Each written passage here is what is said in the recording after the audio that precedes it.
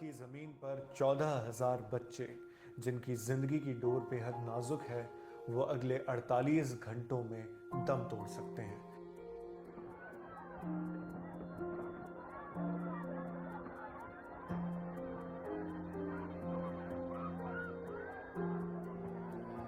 अगर उनकी मदद के लिए वक्त पर रिलीफ एड यानी राहत सामग्री नहीं पहुंची।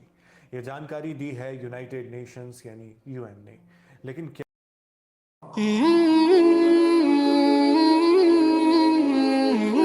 अस्सलाम वालेकुम रहमतुल्लाहि वबरकातुहू। अगर आप सोचो कि आपके बच्चों में से एक बच्चा भूख की शिद्दत में खाना न मिलने की वजह से आपके सामने दम तोड़ दे, तो आपको कैसा लगेगा? जाहिर सी बात है, बहुत तकलीफ होगी। कोई भी माँ बाप ये नहीं चाहेगा कि उसकी औलाद उसके सामने दम तोड़ दे, वो भी भूख से।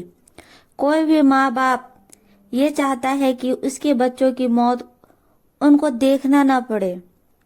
अगर मैं कहूँ कि अगले 48 घंटों के अंदर 14,000 बच्चे अपने माँ बाप के सामने दम तोड़ने वाले हैं, वो भी भूख की वजह से, खाना ना मिलने की वजह से, तो क्या आप यकीन करेंगे? नहीं ना। मगर ये सच है। अगले 48 घंटों के अंदर गाजा में 14,000 बच्चे भूख की वजह से मरने वाले हैं। ये मैं नहीं, ये एंकर कह रहे हैं, वो भी पूरे सबूत के साथ। प्लीज इस वीडियो को स्किप ना करें। गाजा के बच्चे हमारे भी बच्चे हैं, तो चलिए इस वीडियो को पूरा देखते हैं। लगभग 600 दिनों से जारी इस हिंसक संघर्ष में बिना किसी की तरफ खड़े हुए सिर्फ उन मासूमों की बात करते हैं जो इस हिंसा के बीच सबसे ज्यादा प्रभावित हैं, प्रताड़ित हैं। बीबीसी की रिपोर्ट के मुताबिक यूएन यानी संयुक्त राष्ट्र के ह्यूमैनिटेरियन चीफ टॉम फ्लेचर ने बीबीसी रेडियो 4 के टुडे प्रोग्राम में कहा कि गजा पट्टी में 14,000 बच्चे अगले 48 घंटों में मर सकते हैं अगर राहत सामग्री वक्त पर उन तक नहीं पहुंचती है। तो उन्होंने बताया कि हजारों ट्रक राहत सामग्री के लिए तैयार हैं, जिनमें खास तौर पर बच्चों के लिए खाना और पोषण मटेरियल शामिल है। लेकिन ये ट्रक अभी बॉर्डर के पार नहीं पहुंच पाए हैं। आप जानते हैं कि इस दौरान हिंसक संघर्ष चल रहा है इजराइल और फिलिस्तीन के बीच, जिसमें हमास एक धड़े पर है और दूसरे धड़े पर इजराइल की सरकार। टॉम फ्लेचर ने बीबीसी से कहा, हम इन 14,000 बच्चों को बचाने की पूरी कोशिश करेंगे। ये स्थिति बेहद डरावनी है, लेकिन हमारी जिम्मेदारी है कि हम कोशिश करते रहें।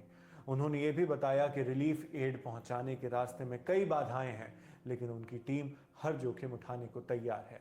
अल जजीरा की एक रिपोर्ट के मुताबिक लगभग 3 महीने की पूरी नाकेबंदी के बाद इजराइल ने सीमित मात्रा में राहत सामग्री गजा भेजने की इजाजत दी। हालांकि उसकी क्वांटिटी यानी उसकी मात्रा बेहद कम है। पिछले साल 2024 के मुकाबले जहां रोजाना 500 से ज्यादा ट्रक एड लेकर पहुंचते थे, अब सिर्फ कुछ ही ट्रक बॉर्डर पार कर पाए हैं। इजराइल के प्रधानमंत्री बेंजामिन नेतन्याहू ने कहा है कि हमें भूखमरी की स्थिति तक नहीं पहुंचना चाहिए, लेकिन साथ ही उन्होंने ये भी कहा है कि इजराइल सिर्फ एक मिनिमल बेसिक ब्रिज की परमिशन देगा ताकि भूख से बचा जा सके। यानी एकदम छोटा सा रास्ता कम देर के लिए ओपन किया जाएगा, बहुत कम देर के लिए। अल जजीरा की रिपोर्ट में इस राहत सामग्री की लिमिटेड एंट्री का असल मकसद इजरायली सैन्य ऑपरेशंस को आगे बढ़ाना बताया है। वहीं यूएन ने इस एड यानी राहत सामग्री को समुद्र में महज एक छोटी सी बूंद की तरह बताया, क्योंकि जरूरत इससे कहीं ज्यादा है। पर्यावरण और ह्यूमन स्टोरीज से जुड़े मुद्दों पर खबर करने वाली डाउन टू अर्थ की एक रिपोर्ट के मुताबिक अक्टूबर 2023 से अब तक यानी 2025 की मई तक गजा में 28,000 से ज्यादा महिलाएं और लड़कियां मारी जा चुकी हैं। यह आंकड़ा सिर्फ आधिकारिक रिपोर्ट्स का है, असल तादाद इससे कहीं अधिक हो सकती है, क्योंकि वहां का स्वास्थ्य और रिपोर्टिंग इंफ्रास्ट्रक्चर पूरी तरह टूट चुका है, जिसके चलते जानें बच नहीं पा रही और स्थिति की ज्यादा जानकारी दुनिया तक नहीं पहुंच पा रही। टॉम फ्लेचर ने कहा है कि हमारे सामने इंसानियत की एक ऐसी चुनौती है जिसे नजरअंदाज नहीं किया जा सकता। बच्चों की मौतें रोकना हमारी प्राथमिकता होनी चाहिए। इन हालात के बीच दोनों ही पक्षों से उम्मीद की जाती है संवेदनशीलता की। लेकिन इन हालात में भी इजराइल और हमास के बीच आरोप और प्रत्यारोप जारी हैं। हमास ने आरोप लगाया है कि इजराइल फिलिस्तीनी बच्चों और महिलाओं तक मदद नहीं पहुंचने दे रहा, जबकि इजराइल बार बार हमास पर राहत सामग्री के दुरुपयोग और चोरी का आरोप लगा रहा है। वहीं हमास ने इन आरोपों को खारिज किया है। जब हम ये वीडियो शूट कर रहे हैं और जब तक ये वीडियो आप तक पहुंचेगा तब तक इन 48 घंटों में से कई घंटे बीत चुके होंगे। इस बीच इजरायली सेना ने गजा में भारी बमबारी और ग्राउंड ऑपरेशन तेज कर दिए हैं, जिससे मौतों का आंकड़ा लगातार बढ़ रहा है। इजरायली प्रधानमंत्री बेंजामिन नेतन्याहू ने कहा, यह संघर्ष सभ्यता और बर्बरता के बीच है।